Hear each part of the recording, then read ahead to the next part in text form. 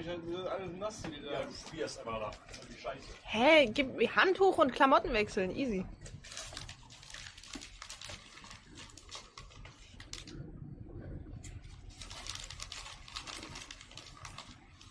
Aber, ja, springen echt keine gute Idee, du wirst dir was Ach brechen. so?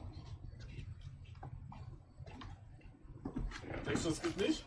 Keine Ahnung, ich verstehe Physik nicht. Wird das wehtun, wenn er sagt, oh, okay, er macht's.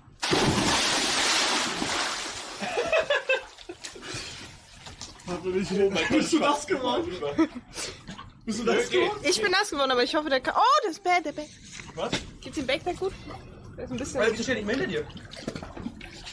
Solange die Live-View dahinter nicht nass ist, ist alles gut. Nö. Mach mal Whirlpool an.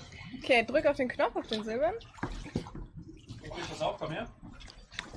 Beide Füße gegen die Wand hier.